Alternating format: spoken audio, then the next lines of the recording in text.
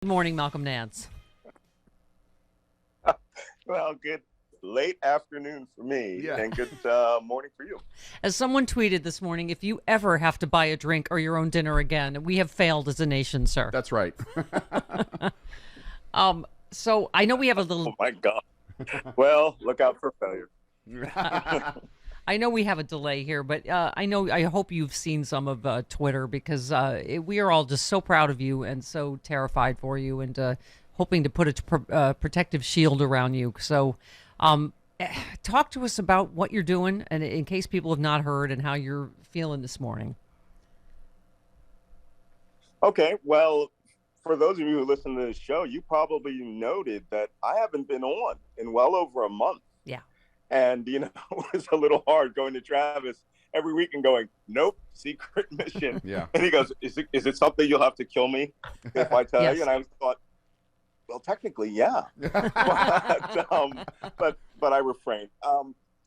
I'm in Ukraine. I left MSNBC. I let my contract lapse. I walked away from a rather substantial contract and a pretty large annual income in the news media and podcasting, all that world, to join the Ukrainian army. I'm a member of the International Legion for the Defense of Ukraine, which is commonly referred to as the Ukrainian Foreign Legion. And I am a legionnaire. And the reason that I'm on air is because it was decided at some pretty high levels of government that I'm, a special snowflake because they didn't want me to be out somewhere where I would stumble into Richard Engel and an NBC crew on some battlefront or some near battlefront area. And then somebody in media go, hey, that's Malcolm Nance. And then the story would break in a negative way. So the Ukrainian government decided to break this in a very positive way. Let me tell you some things. The Ukrainian Legion, the International Legion, is the best kept secret in this country.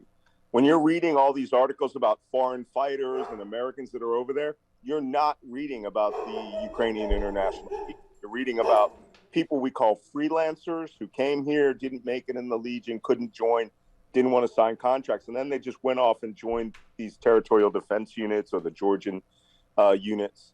The Ukrainian Legion is an actual combat force. It is populated with a lot of Americans. I mean, I can't tell you the numbers, but they're in the thousands, and including men and women. It's equal opportunity because a lot of women have combat experience, but it requires every person have combat experience. They double vet you, and then they train you, exercise you, and then send you out to the battlefront with Ukrainian army units. Okay. Just sorry. I've had a lot of loss lately. I just am okay. But as you put it in many arenas, you said I'm done talking, and I loved your quote to the Daily Beast. You said also, if anyone gives me any flack, just tell them to shut the up, since they're obviously who've never been in combat. The Legion only takes combat vets. So I know I don't know if you understand the timing. You have been over there, but Tucker Carlson has literally been doing segments about men with low testosterone tanning their balls, and I'm sure you've seen a lot of pictures of you alongside Tucker Carlson, in terms of you showing what manliness looks like, I guess, right? I saw that when I went, I retweeted, I have the best fans because somebody put that image juxtaposition up, which was mine was I'm done talking, and the other one was I'm tanning my nut or tan your nuts. What is going on back there? Malcolm, I've only been 5 weeks. So, and you know what it took for me not to divulge a secret about what you were doing. But I have to say, people spotted you first in this interview on NBC as the Russian missiles were landing right behind you, to which I would have defecated my pants and run away so fast. And you were so calm explaining exactly what was happening, and the missiles were landing right behind you.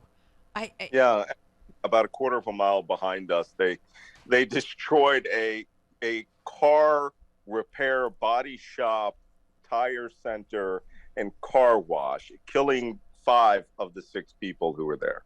Yeah. And it's the first time that they had used these caliber missiles against anything other than a major infrastructure. And we thought they were hitting the train station. And the reason I was calm, because I had heard the first explosion, Yeah. but I didn't hear a jet engine. So I thought, oh, artillery training is happening somewhere around here. Because, it's very similar to artillery.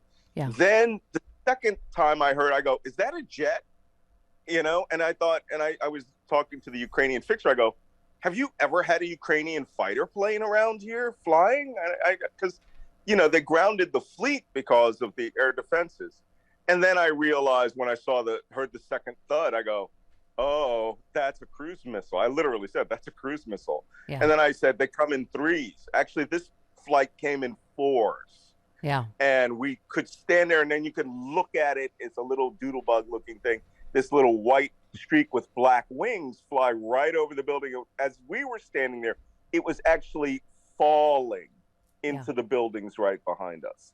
So, that's the nature of this war. But the strike also showed us the nature of Russia's desperation because they didn't hit anything of real military value. Whatever they thought they were getting had moved. There were no secondary explosions.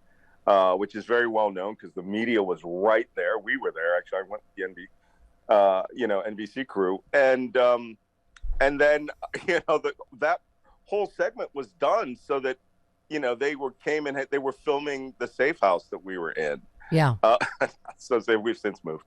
Yeah. Which is not so safe now, right? Malcolm, so, I know you obviously is a passionate defender of freedom and democracy. That's what you've been, talking about for so long here. But, you've said the same thing I've said, is this is not really a war. This is a terrorist attack against a sovereign nation. It's a genocide. And, you were just saying that, you are there to defend the Ukrainian people, period. Right? Yes. Yeah, absolutely. And if you saw the extended video when I was on Joy Reid, and by the way, the criticism of me going on Joy Reid is just phenomenal. But, I said my friends were dying as the invasion was happening. They were bombarding them. And it's just utterly amazing that people don't understand that there are things bigger than yourself in this world. And I had been defending American democracy this last 5 years against, what's going on in the Trump administration and the right wingers here. And now we have that on a mega scale where the Russians are calling for openly on their national TV for genocide in Ukraine. The elimination of the culture, the elimination of the language, the elimination of any people who do not comply. I am quoting a Russian state-sanctioned television program that was actually hinting to nuke the city of Kyiv, and that would eliminate, Ukraine's democracy all at one time. They are utterly mortified and terrified of democracy. Yeah. And you know what? I wasn't going to sit on my butt and, point to the big board and not do anything about it. So the minute I got back, I started planning. I got all my military equipment I've had for years together, and I actually bought enough for the Legion to outfit an entire platoon for the Legion. And I came right back and joined the Legion. Yeah. And by the way, speaking of criticism, someone named Amanda tweeted, "Whoa, I just heard regarding Malcolm Nance that during the Trump transition team, he applied for a job in the administration, sending his resume through folks who knew him from JSOC. He did not go anti-Trump until he got turned down for a job." Many such cases. And you just put a lot of laughing emoticons, and you said, "Cool story, bro. So I applied to the Trump administration and was pro-Trump in 2016. Someone clearly didn't read Plot to Hack America or watch TV." I mean, it's not like this is secret information that you were anti-Trump. They live in this delusional world where everyone is pro-Trump, and that when you get, the only thing you could do is be disgruntled. And people are these right-winger fantasies. My favorite ones are the critique of what I was wearing and the weapon I was carrying. And, it was 2 a.m. Right. Okay, to do Joy Reid's show. Curfew's 10 p.m. So I was with military personnel. There were 6 other armed people around me because it's a secure location. We had to use white light at night. So if it looked like I was blinded, I was blinded. Yeah. Yeah. And I cleared that weapon 3 times, and somebody's like, "You didn't seat your magazine properly." Well, at 2 in the morning, it's 0 at 32 degrees Fahrenheit in the middle of an air raid, which is why I was wearing my helmet. I was going to wear my fleece, Oh my God. but By we all were means, let's there. focus on optics and not that you picked up a rifle and went to Ukraine to put your own life on the line. Let's No, focus. no. Oh my So God. the haters Okay. gonna the haters gonna hate, Yeah. Haters and gonna hate. but like I put that picture of the army recruiter, pointing to the chair. It's like, join up, Yeah. Yeah. or STF. Yeah. Or And by the way, SDFU. Yeah. Exactly. real quick, if any of you are under, my age, super physically fit, combat veteran, and you want to fight to defend democracy, job is here. The Yeah. Legion will take you. Go right to the fightforua.org website, and you can join the Legion. And you will be stunned at the number of Americans here. Just absolutely stunned. Yeah, I'm sure there's a lot of high testosterone Tucker fans that are listening right now and are going to join up any second with now. very As soon tan as their balls. balls are Yeah. tanned, I'm sure they're going to sign right up. Malcolm, you mentioned nukes real quick. You tweeted, "Caution: the new Russian obsession with using nuclear weapons or claiming they will be is used as a form of projection no sober adult should contemplate." They're talking like it's a viable option. This talk I cannot fathom. Watch these dangerous discussions very, very carefully. I mean, what is terrifying is, that he's losing. Right, and bringing in the guy that was known as the Butcher of Aleppo as the new head of the. I mean, and clearly these war crimes we're seeing on a daily basis. I mean, do you have a fear of chemical weapon, nuclear weapons? Do you have a fear of that as the more Putin's losing and the more desperate he gets? I had a fear that they would use chemical weapons in Mariupol, and they still could. But God bless Julia Davis. She's that Russian analyst who takes all these clips from these panels that are the Kremlin's hand-selected personal, panel of analysts and politicians and ex-generals. And what they're saying is what the Kremlin wants them to say. And they have been saying for the last week or so that nuclear weapons are viable. They should use nuclear weapons to clear the Kremlin, to clear the city of Kyiv. And I suspect that they view that if they were to use a small tactical nuclear weapon on Kyiv, that it would only produce as much fallout as Chernobyl, which is right up the highway from Kyiv. And it's becoming terrifying. I mean, no sane adult should be using these words. None. There is no viability for nuclear weapons.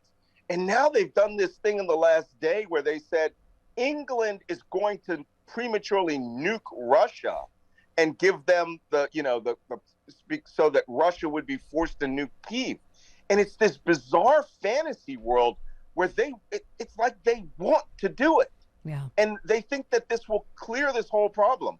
Certainly after the sinking of the Moskva, the slaughtering of 3 combined arms armies, and the force that they have in the field right now can absolutely be beaten. But the Russians have a mindset now that is dangerous, absolutely dangerous. Malcolm, you're obviously using your military expertise directly to help Ukraine now, but technically you're still a military analyst here on for our show at least. What is your take on what the state of the war is now and where it's going, and is Ukraine getting enough from us? Are there? I think you've talked about specific types of weapons with us before. What is your analysis of where we are and what should happen now?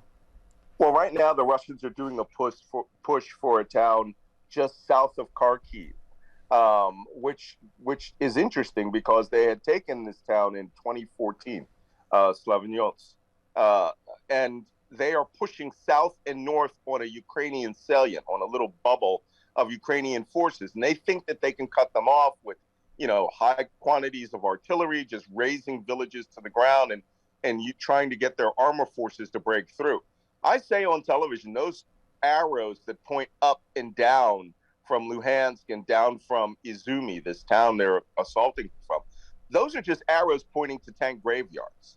The Ukrainians are fighting bitterly. They're defending. This is just kicked off yesterday. It's a major component of the war.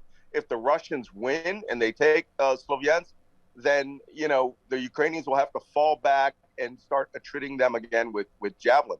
I think that the Ukrainians have the capacity to beat them. In fact, the Russians have one good analyst on Twitter actually identified that the Russians have one road for resupply.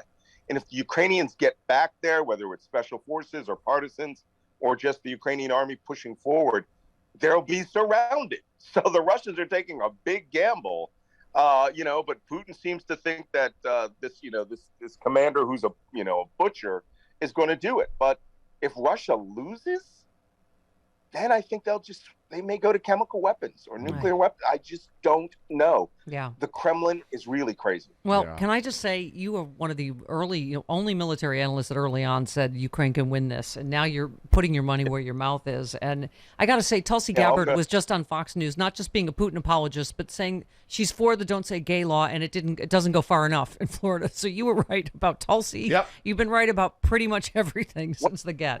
Moscow coming. What's that? Out there I said, wait till she starts providing color commentary for Russia Today from the Russian side of the battlefield. My God. Okay. Well, listen, a lot of people are tweeting the picture of us at some red carpet event saying, I'm going to lose all of my gay entirely when you come home. But we were thinking we were saying just for publicity, I've got to meet you in Times Square, and we have to reenact the photo of the soldier coming home and the famous kiss. Okay. All right. Malcolm, please come home. Please stay safe. We are obviously all rooting for you and all so proud of you, okay?